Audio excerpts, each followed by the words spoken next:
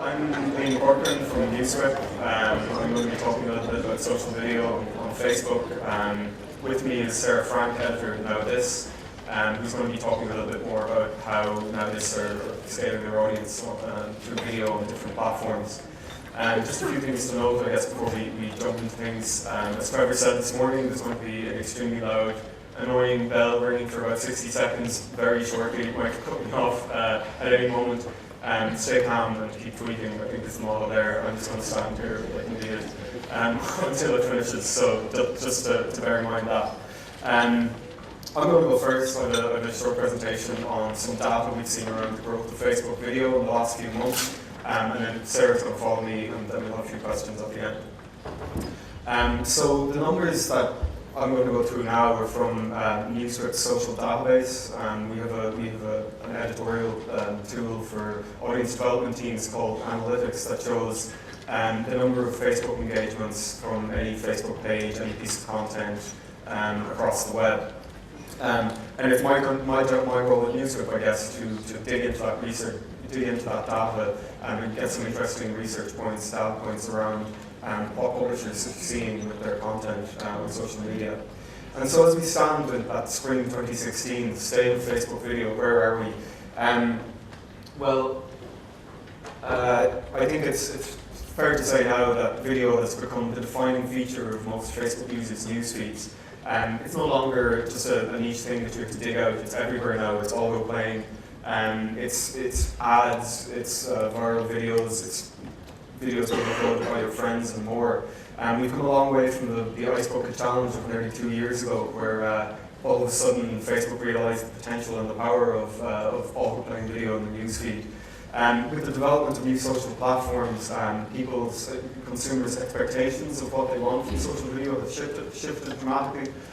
Two players in that sense would certainly be Snapchat and the expectation that you won't be able to watch something without having to move your phone. You won't be able to watch something without having to plug in your earphones. And that's become kind of standard consumer expectation at this point. And now also the fact that publishers have, as the numbers that I'm going to go through will show, have come around to seeing Facebook native video already as a vital kind of feature for promoting their content on social media. Despite all this, a number of questions do remain for publishers around best practice with Facebook video, how to make sure that they're promoting the best content, what the best practices are. The unpredictable nature, I guess, of the algorithm is constantly in the back of publishers' minds as well, and how to cultivate kind of a loyal audience on social media through video. So I guess the potential of video, though, of Facebook video is kind of summed up here, I guess, by Mark Carolian, who's the social media editor at the Boston Globe. He said to me that in 2015, Boston.com generated over 12 million views, which is orders of magnitude more than what we were able to deliver to our site. And I guess this is where the real potential of video, the likes of Facebook video, lies for publishers, that you're able to reach a much wider audience off platform, and that it's optimized there for the user. So what are the numbers saying? If I can get my clicker. Yeah. So publishers, what we've seen is that publishers are posting more and more video every month. And there's been a huge upsurge since last summer. So this data, again, is from NewsWhip Analytics. And what we've seen, what I did here was look at the main Facebook page for CNN, Upworthy, and the Huffington Post. Just the main Facebook page for each, not all. You can see in June 2015, for instance, CNN posted 35 native videos to their main Facebook page that month. By October, that had increased to 164, and in February, that was 313. That was over an average of over 10 per day, native videos per day.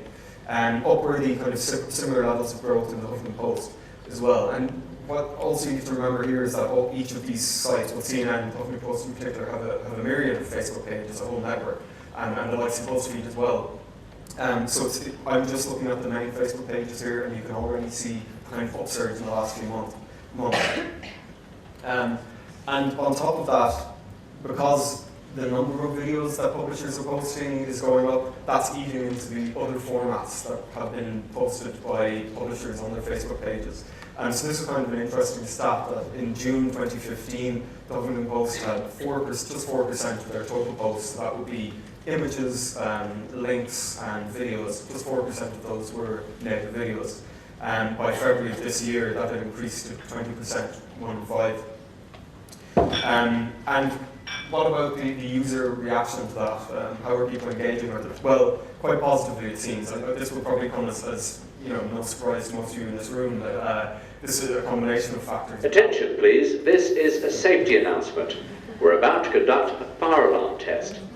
Staff are not required to take any action. A further announcement will be made on completion of the test. Keep drinking.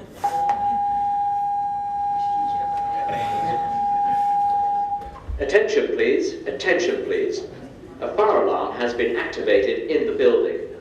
Please leave the building immediately by the nearest exit and report to the assembly point in Cabot Square. Do not use a lift.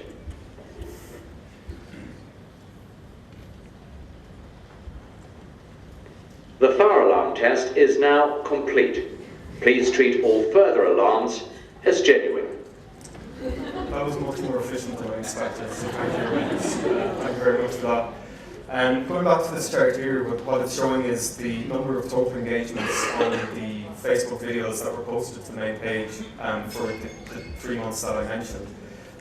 CNN saw a jump of almost tenfold in total engagements, and this is likes, comments, plus shares.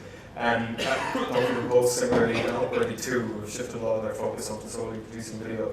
And when I jumped into the actual breakdown of the engagements here through our dashboard, it was showing me that it's not just likes. So audience development and social media people often say, the engagement is something that people maybe not are really engaging with if it has a ton of likes and not so many shares or comments. But in actual fact, the shares were increasing along with comments in proportion with the number of likes, which is, I think, an interesting data point.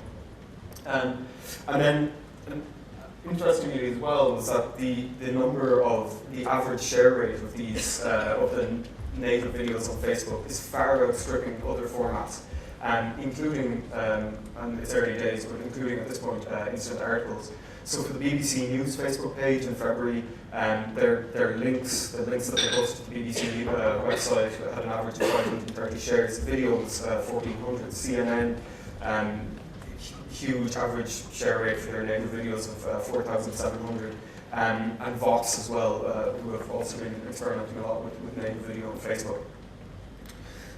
So some kind of key considerations around Facebook video, and what these publishers, we've seen the growth is there, and we know the publishers are reacting to it. What's the feedback from the consumers? Well, certainly the most successful videos are mobile first. They've got mobile in mind.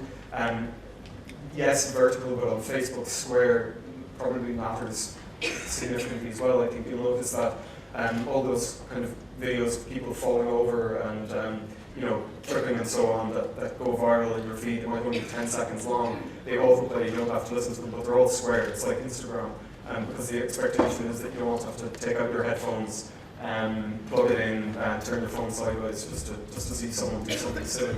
Being able to watch without sound feeds right into that as well. And then, as we've seen, videos have the highest average share rate of any Facebook format, which would indicate that Facebook users are engaging with this format at a much increased rate.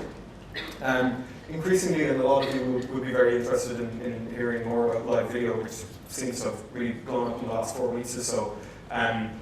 What we're seeing at NewsWhip is that differences between what makes for a successful what I call native video or pre-med video and a live broadcast on Facebook, the differences are emerging, and I think they're quite significant. For a start, the pre-med videos are short. How short? Well, we ran an analysis last September on the average length of some of the most shared Facebook videos for these different publishers, the Mail, Al Jazeera Plus, The Guardian, and so on. We found that these were the kind of the top 10 shared videos that month, and we looked at their length, and we got the average length on Facebook.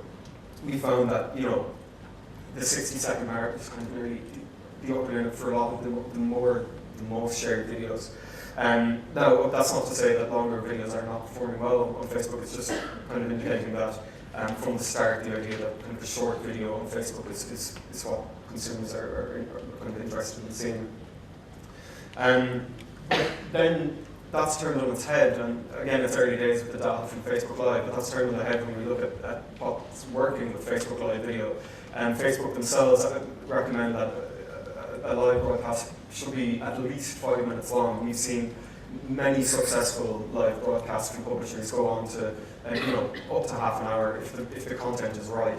And you've got to remember that the attraction of Facebook Live video is that it is in fact live, and the user gets has the knowledge that they're seeing something in the first person, as it were, in their newsfeed. And talking heads, then, that's something that we've kind of noticed not doing quite so well in the pre-made videos. Obviously, if you have a celebrity, if you're interviewing David Cameron or whoever it is, that will see more engagement. But by and large, the pre-made videos, the idea of the traditional TV broadcast and talking head is not something that has been as successful. But with live, again, that's been flipped on its head. We've seen, BBC broadcasters and so on talk to camera do quite well. A lot of regional news sites in the US are seeing a lot of success with kind of roving reporters going around chasing hurricanes and talking about the weather and so on. And then another kind of crucial element is that followers are notified. If they're following their page, they're notified that the video is live and they're broadcasting. So they'll get a notification on their iPhone home screen, they'll click through, they'll be taken straight to the broadcast. That's not something that happens with pre-made video. And Facebook say that people spend 3 times more watching a Facebook live when it is live rather than when it's been archived. So where are the pain points outside revenue? I'm not speaking to the revenue side, and I know that's an elephant in the room that most of you will be very interested in. But in terms of the engagement and the editorial side of it itself, and getting consistent engagement across new videos, publishers are kind of struggling with. They're finding it much more difficult to optimize entirely across all their video output and make sure that all of their videos get consistent engagement rates, without just having a handful of posts go completely viral. Of course, the strategy of just wanting to go viral is no strategy at all. Understanding what's worth turning into a video it can be difficult as well, depending on the setup of your newsroom. Not every story is a video, I think publishers are learning. And then, of course, another huge factor is basically the kind of unpredictable nature of the Facebook algorithm. And there is scant hard information around what formats are favoured and for how long they're favoured. But what we're seeing, the point there that I made about consistent engagement across Facebook video is illustrated with this piece of data from Newswhip Analytics as well. What I did here was look at the total output for each of these main Facebook pages video in February 2016. So for instance, BBC News posted 197 native videos in February, CNN 313. Then I looked at the total shares that all of their videos got, and then calculated the percentage of their top 5 most shared videos that month contributed to the total.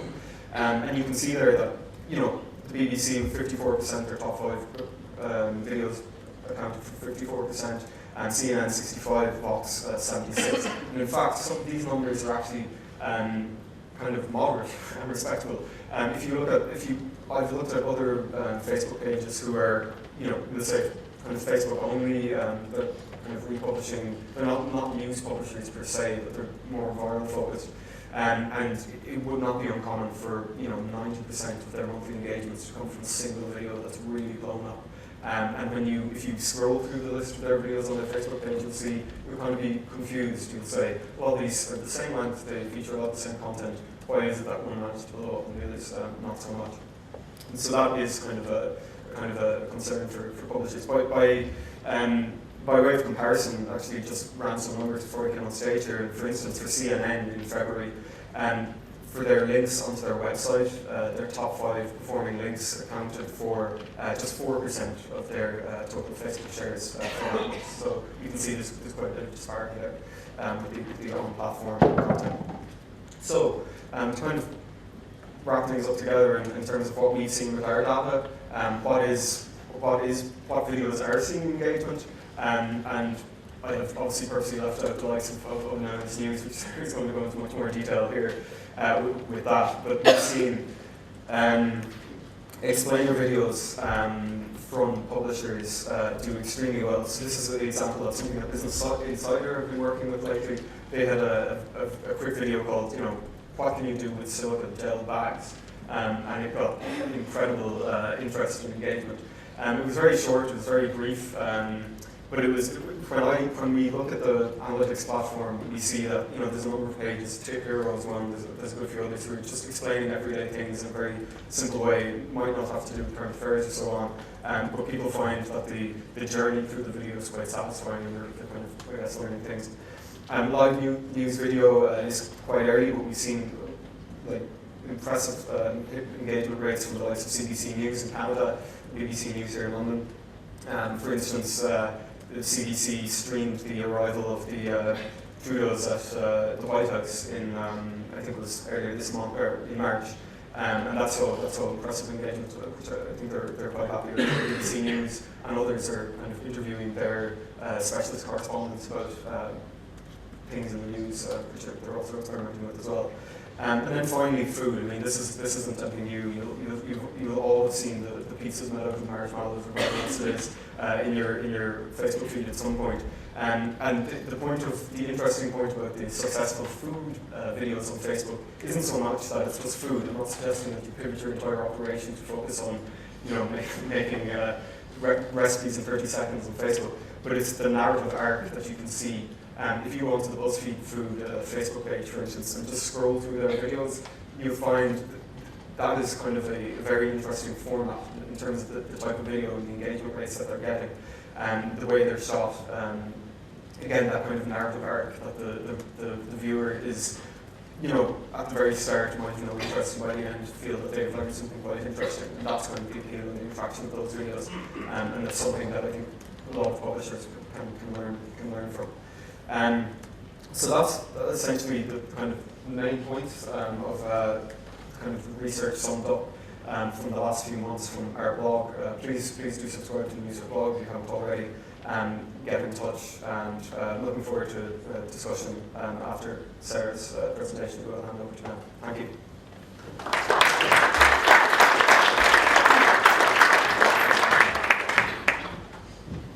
Thanks, Liam.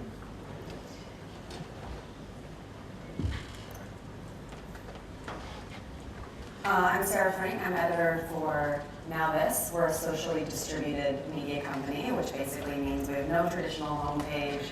We live where our users live, which is on all of the major social platforms. We kind of just decided in February of last year now that we were spending way too much time focusing on what was on our homepage when we weren't actually very successful at driving people to that homepage. We were fully using native video on every platform that it was available as soon as it was available. So our company started before Vine or Instagram or the real explosion in Facebook video, started before Snapchat stories. But one thing that we've always done is anytime there's a new platform that showcases video, we make sure we find a way to put news there. By focusing completely on the distributed model and primarily on Facebook. We now have 6 Facebook channels. We've really been able to kind of become experts in this, and also it's led to incredible growth. We're now over 1 billion views per month, significantly on Facebook, but consistently boosted by other platforms. We're also now on Snapchat Discover, although unfortunately not in the UK. And we're also seeing incredible views there as well. This growth has really just been a result of diving completely in on the distributed model and also just constantly perfecting our strategy and focusing on our failures, which is something that I'll talk a little bit about more in a moment, but totally agree with Liam. Virality is not a strategy. And Mary from earlier, who said that data can inform your decisions, but it can't drive your decisions. We fully believe in all of these sort of mottos, and by kind of never wavering from that, we've been able to achieve this kind of growth. If you haven't seen our content, it's what we call platform specific. It's custom made for every platform to feel like it belongs on that platform. Sometimes that's just a little tweak, making a horizontal video square, and sometimes it's a completely different piece of content.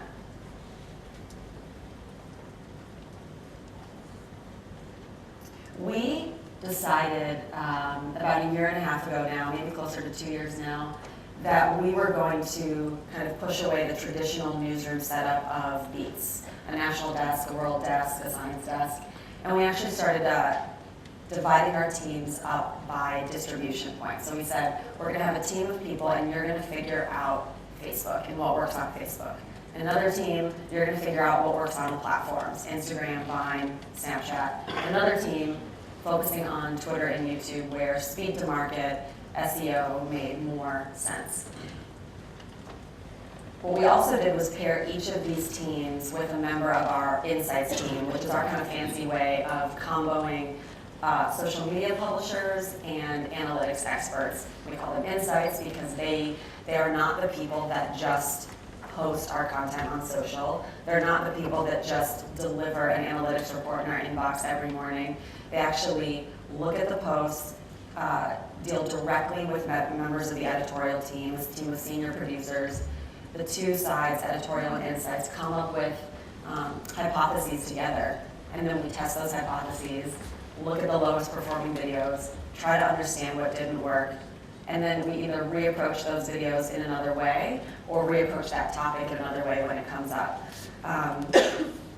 This insights working with editorial does not mean that the insights team says do more cat videos or just do viral content. What their job is to help us tell really important stories in the most effective way for social that will engage users. This has also helped us just create platform expertise amongst producers who come from a wide array of backgrounds. Some are traditional journalists, news producers, some are video, TV, film experts. But by understanding the platform and what works on the platform, that can inform things like pitching, story selection, narrative arc, and also distribution. This is sort of the kind of basic, 5 or 6 points that I put in any slide that I talk about when I talk about Facebook. This is predominantly for Facebook, by the way. Just kind of you really can't dive into understanding why your Facebook video strategy is or isn't working without kind of understanding and admitting each of these things. Obviously, mute is a standard at this point. We all know it's important. We were very early in adding text on screen to everything, and now all of our videos are 100% subtitled, audio off, audio agnostic.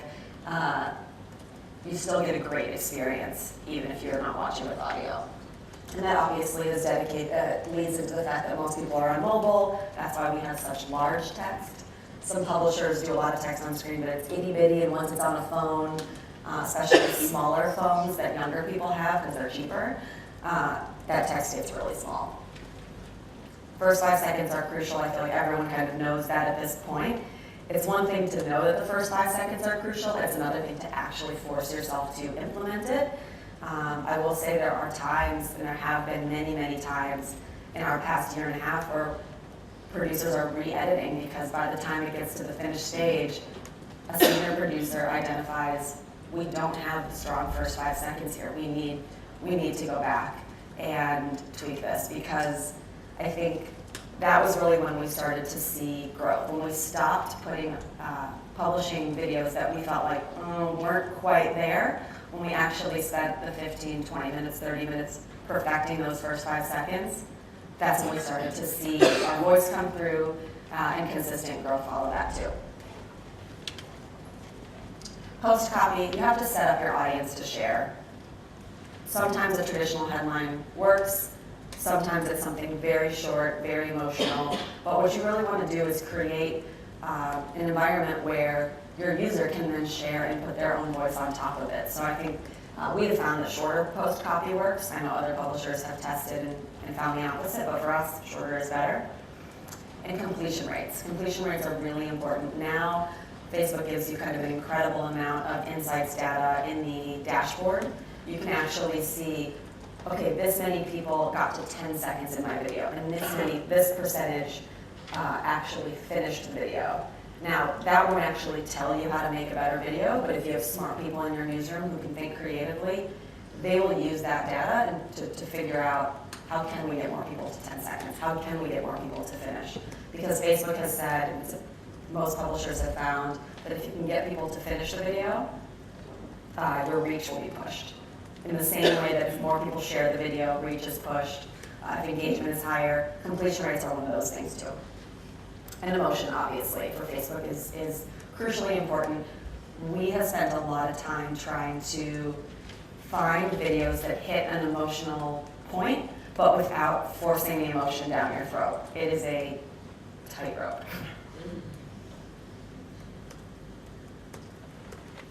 I like to use the phrase data insight, human oversight.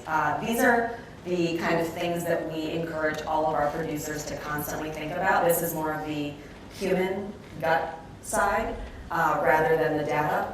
All of these questions, I think, are things that the average storyteller knows in their gut. The thing that we were really excited about was when we looked at data, the data kind of proved these gut reactions. And when we strayed from these gut reactions, the videos didn't perform very well because they were boring and they were flat or they didn't really say anything. When we kind of remained true to what we actually wanted to share on Facebook, what we thought was most interesting about a story and not just chasing a headline, because we can all get bogged down in that, we saw more success. And it's really not about the data telling you what, it's not just about the data telling you what works, it's about the data telling you what doesn't work. You have a lot more room for improvement there. Because just chasing viral hits, to Liam's point, that they tend to be a very, very small percentage, they're very hard to replicate. And I was just going through some of our data before this, because I wanted to rattle off to kind of prove that some of our kind of hits or viral hits or super hits, whenever they get kind of 5 or 10 million or 20 million views, they are not the typical viral videos all the time. They're stories about corporate tax rates, biodegradable water bottles, Pope Francis washing the feet of Muslim refugees, teens opening up a school in Pakistan, homelessness solutions, child marriage in Lebanon, ocean cleanup, and we even had a story about why is no one talking about Turkey that got 9 million views. These are typically stories and topics that you would say people might not want to engage with on Facebook, or people might not want to watch video about. They're kind of depressing, they're kind of tough to handle. But with each of those topics and stories, we were able to find a hook and bring people in plain English, no jargon, and we had a single emotion that drove the story rather than some people feel this way and some people feel that way. We kind of honed in on one point of view and told that one story. Still brought factual evidence and reporting, but we didn't try to cover too many topics in the piece. Honestly, when our videos fail, what we usually see is that the video hit multiple emotions, or the initial hook was unnatural wording, or kind of reportery jargon, or a long name that people don't recognize, something that was wonky or confusing, or we approached it from an angle that wasn't relevant to our audience. It's really as simple as that. By identifying those failures and encouraging ourselves not to repeat those same mistakes and instead focusing on the things that we kind of react to, we've seen a lot of success there. This is a really good example of a video that was kind of going viral on our page this week about the edible spoons. Did anybody see this video? Yeah. So this was just something that a producer found. It was like, it had been covered in a few environmental blogs. Got a hold of some video, cut it together, put it up like it was any other video. I mean, he pitched it like this is awesome. And we were like, great, you feel like something is awesome or incredible or amazing or life-changing, do it. And he told the story in that tone. 60 million people agreed with us, and this has now close to 1 million shares on Facebook, which is really high for us. And nobody walked in with this story saying, I've got a viral hit. You know, this could have done 100,000 or 300,000, and we still would have been really pleased with it because we really liked this story. But we were very surprised that to see it kind of everywhere and reaching those heights. But it's really because you feel something when you watch it, and it's not kind of sensational or overly, obnoxiously emotional. It's just like, here's a really awesome thing that somebody did, and it's probably going to change the world. These are my 3 most important takeaways, a few that have already been repeated today. Got my DJ Khaled keys. Has DJ Khaled made it here? Yeah, okay. And just to repeat earlier, the Insights dashboard on the back end of Facebook has really, really improved in the last few months. That product is getting a lot stronger, and I think they're taking a lot of feedback from publishers like us and others to kind of put things in plain English that a journalist, a producer, a storyteller understands, and kind of removing things from this like data-focused type of language. You can really start to get obsessed with it, and our producers now all have access to be able to see the back end on the Insights engine. And what that has done is it's kind of moved people a little bit beyond my video got more views than your video. It's a kind of a fun competitiveness, but they're also talking about shares, completion, how many people we got to 10 seconds. I mean, if you're watching a 30-second video, if you get to 10 seconds, you're pretty much in. So 10 seconds is a very exciting, kind of milestone for us. And anyway, it's created a buy-in with the producers that is beyond just trying to get the most views, because there's a lot more they can unpack with that data. And when they have a video of theirs that doesn't perform so well, but it's something they really cared about, they will go and sit with an Insights team member, look at the data together, and sometimes even recut the video to see if they can find a way to get stronger engagement. Because it was a story that we cared about, we wanted to tell, it was important to our audience, but why didn't it work? We will actually go back and retry things, either just within the newsroom or sometimes sent out to a small select group of Facebook fans, or sometimes just reposted on our page entirely. And that also has really helped kind of educate us and our producers about what works and kind of just hone in on our strategy. So I think we're gonna talk for a bit now, right? Okay.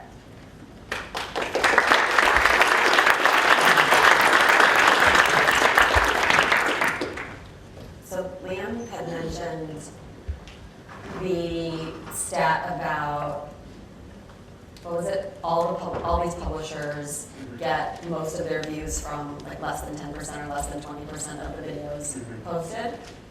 I think that's something that we even have months where a major hit, like 100 million view video or something, just skews the whole thing, and then we have to like meet that goal again the next month, which is always really scary.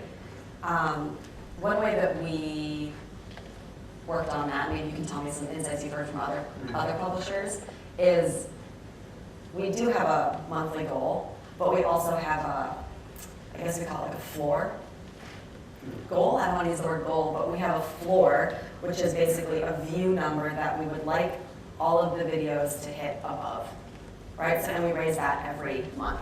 And that is determined ultimately by the Insights team, but within conversation with myself. And no one gets punished if their video goes below that mark, but that's sort of the mark where any video that is below that view number, we examine, we look at it again, we question it, we have a conversation about it. That becomes the new pile of videos that we consider failures, even though they might not be bad videos. For some reason they didn't work, and we want to think about why.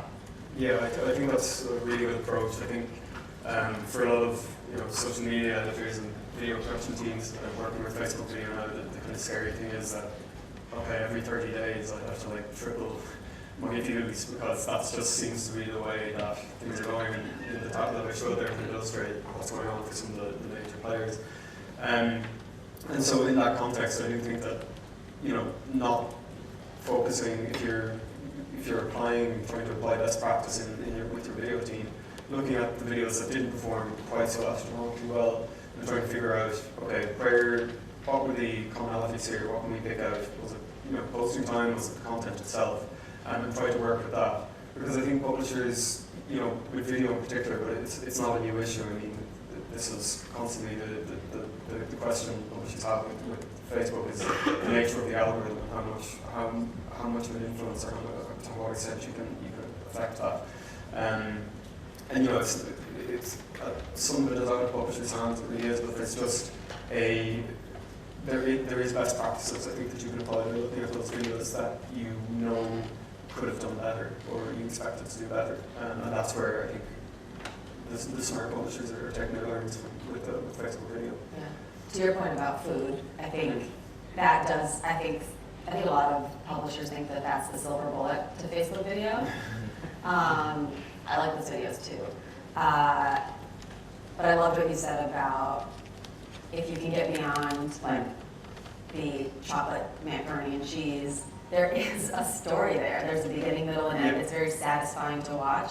I agree with you that I think that's a lot of what people are responding to. We know that people are not making all of these recipes.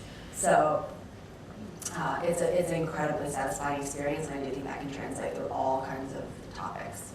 Yeah, like I think, you know, something to remember with the two things I guess about the food example is that, you know, the inherent attraction of them, they're so short. It replicates Vine in a way, in that you can just watch them over and over again and just kind of be mesmerized by the arc of, you know, what happens in the video. But having said that, I mean, you'll notice that, you know, some of these videos kind of, you know, over 100 million views and, you know, millions and millions of shares, but, you know, they're not exactly HBO documentaries at the same time.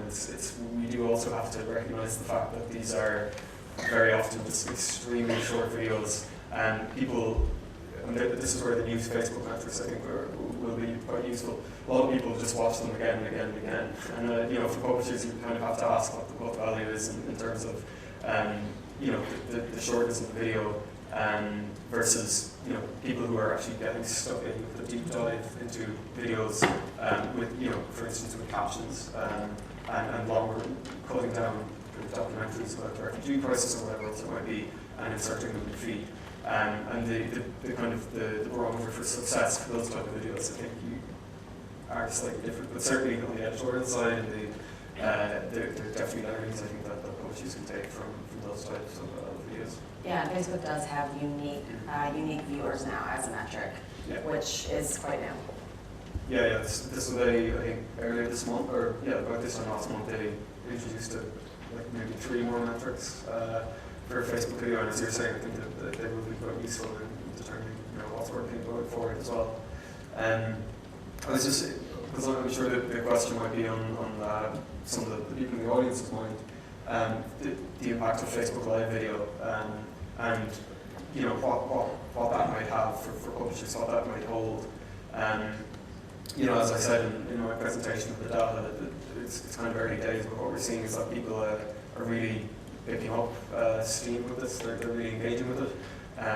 Some of you will have read Mike Isaac and John Herman's piece in the New York Times yesterday about Live, and you know, Facebook basically insiders, not on the record, but basically saying that it's kind of the number one priority there. We're all looking forward to the FA conference in San Francisco in a week or two, where it's expected that there'll be kind of maybe more announcements around the Facebook Live video. So, you know, it is still quite early. Publishers are still experimenting with it, but you know, in 6 months' time, the question is, what will Facebook Live setup look like for a publisher? I think that's really interesting. Yeah, I think I can't remember if it was in that article or reading between the lines. It's basically the algorithm, Facebook video, native video, everything else, links way down at the bottom. And you know, I think Facebook's goal is to have people in their feed and not anywhere else. So I don't know where instant articles fall in that chart that I turned up, but so we're definitely thinking about Facebook Live. We're looking at a lot of things that other people are doing. You know, we don't have. I think this is one place where everything old is new again.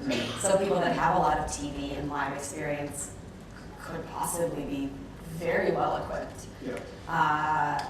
If they can kind of turn it on in the right tone and kind of respond to the audience quickly about what they like and what they don't like. And I think anytime there's a new initiative on any platform, I think it's always great if you experiment and don't sit in a room and overproduce the ideas until it's perfect, and then have this huge launch that is 3 or 4 weeks or 3 or 4 months after everyone else has already been figuring it out in real time in the feed. I think that's a great thing about just all of these new products is there is sort of a time where you can get away with not being perfect for a while and having a few failures. Yeah, we're thinking a lot about live.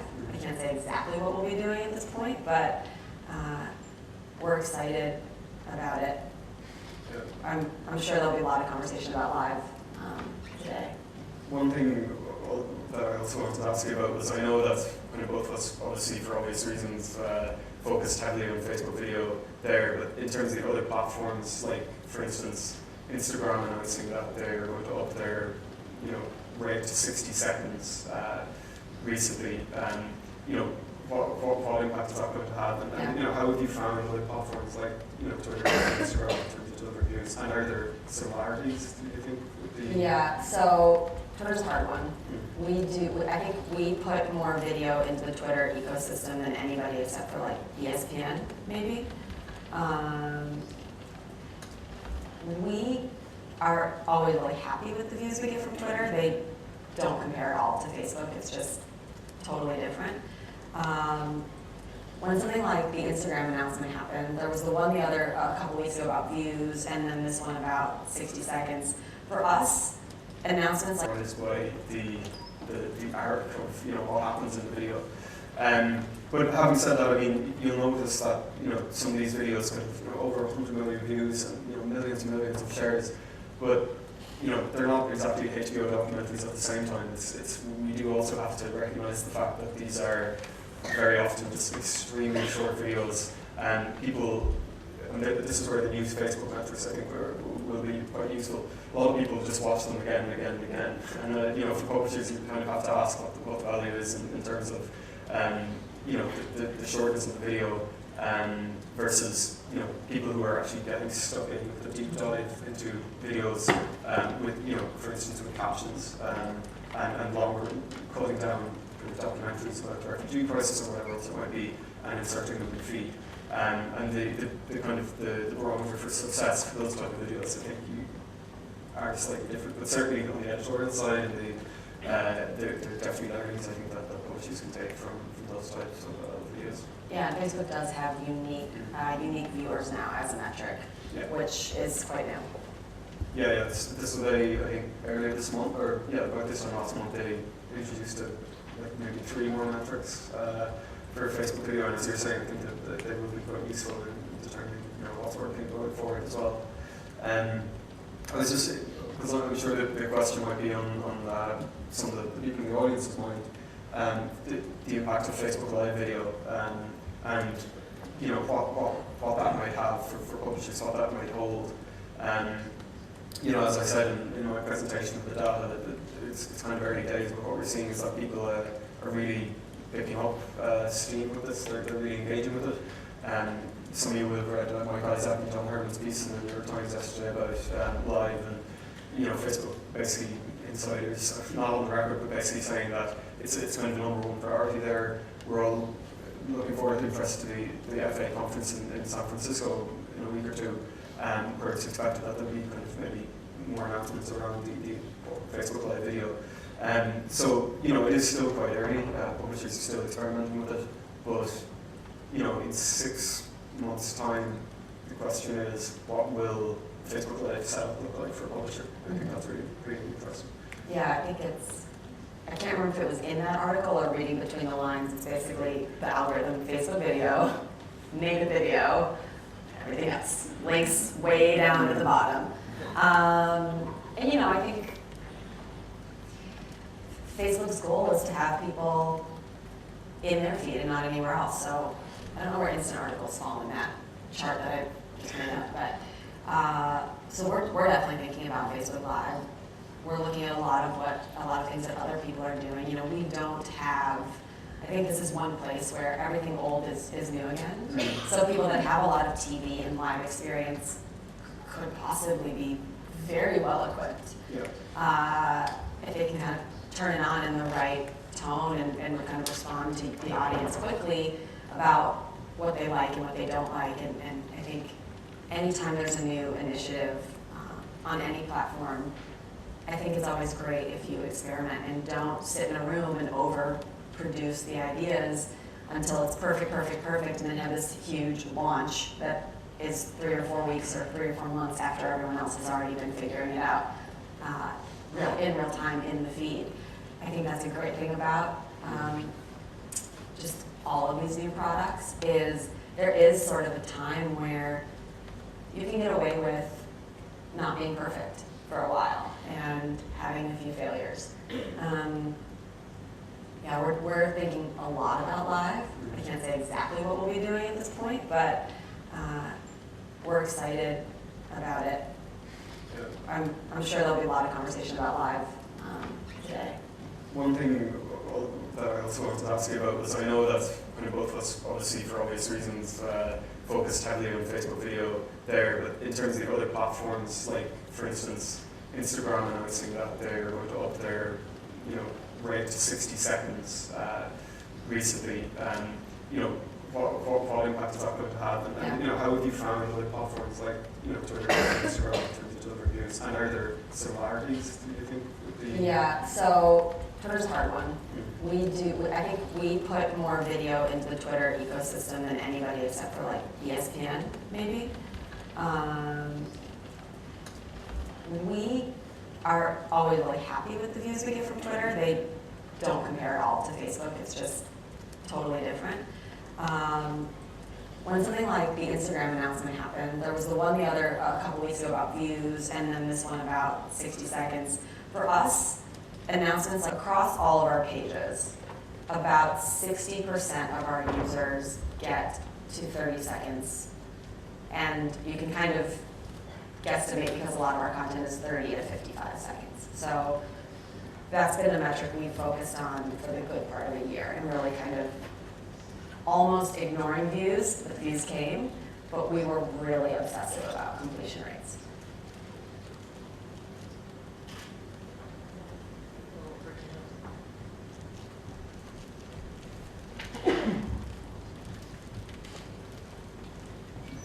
Thank you. Romy Sharma, I'm social media editor at the World Service. So I had a question for you, Liam, and Sarah, if I can be cheeky. Liam, did you find that if people engaged quite a lot with Facebook Live or native videos, that there was a sort of proportional effect on general engagement of other posts and links? You know, so if someone's a CNN is doing really, really well with native and live video, is that also helping the kind of links and posts in general, or actually, have you not found this? Yeah, it's... Is the halo effect real? Is the halo effect real? Well, I guess it's kind of, it's difficult to know for sure. I mean, because yes, we have seen that for each of these publishers, including BBC, that their Facebook engagement is growing slowly but steadily every month. And that includes, you know, links, images, not just video. But on the other hand, you know, publishers are recognizing that the algorithm is favoring native video and people like native video, so they're posting more of it. So it's kind of, it's difficult to say how people, because Facebook also doesn't release that kind of data really publicly around individual users. If they're coming to the page, they're viewing a video, and then are they continuing to scroll down through your Facebook page to look at articles and so on. My suspicion is that it is helping for now, but I am not sure that is an effect that publishers can count on in the long term. Because I think we'll find that, as formats change, as consumer expectations change, the impact of live, as instant articles become more mainstream for all publishers again this month, the goalposts will change again, and publishers will just have to react to that, I think.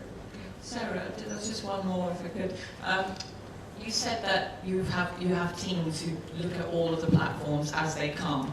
I mean, there are new platforms all of the time, so how do you convince your 4 journalists to say, oh yeah, by the way, and this platform, and this platform, and this platform, and are you ever saying, actually, let's not do a few? Yeah, well, we shut down our LO page, but we like grab everything, but I think that we as regular people have to be excited about a platform first, because there's no point in putting news on a platform that is probably going to die because the users aren't really there. We experimented with Yo even, but then we stopped using Yo as regular people. So we tried putting news on some platforms that we eventually shut down, and now we think of it like as soon as we start to feel there's steam for something. Now it's obviously everyone's thinking about Messenger for a while, but Messenger with video has always been challenging.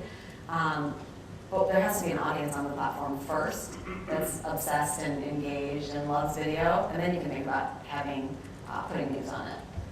Vine and Instagram were different because it was so early in the company, and we knew it was going to be video, so we just jumped in day one. We don't jump in day one with every new platform.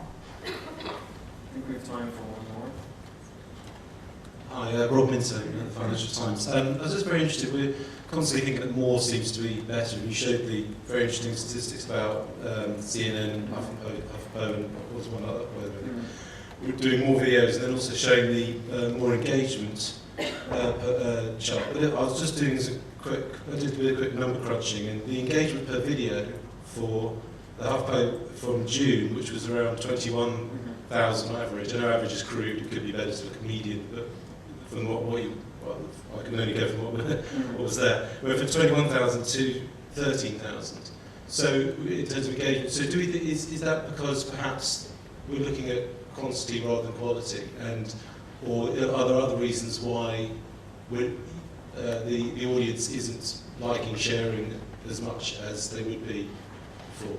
Yeah, I think there's some publishers have seen kind of that effect that we're still kind of on the battlefield of video, I guess. We're still not completely sure where the big wins are, what the safe bets are. I think the Huffington Post is kind of it is an interesting example of a publisher who've seen, their output grow, and they've seen a lot of success with the video that they've had. But as you mentioned, kind of spread out as a whole, the engagement rate per video has declined. But at the same time, the engagement on the native videos, particularly looking at shares, which a lot of social media editors will look at first and foremost, is still the highest of any of their formats, including links, photos, whatever else they might be posting. So it's a bit of a movable feast. I mean, it's the same with links from their website, which likely also declined. And I also find that on a month-to-month basis, there are a handful of global publishers, because we do monthly Facebook rankings as well, and our blog we always see is the Huffington Post, BuzzFeed, Fox News, and they always perform really strongly. They get tens of millions of Facebook interactions, but they're also the publishers that are most likely to kind of see the biggest swings from month to month. So if we were to look at the data for March, I'd be interested to again see the average share rate and that, or the engagement rate in those videos as well. Thank you. I think that's us. Any questions, reach us afterwards. Yeah, we'll be around. Thanks everyone.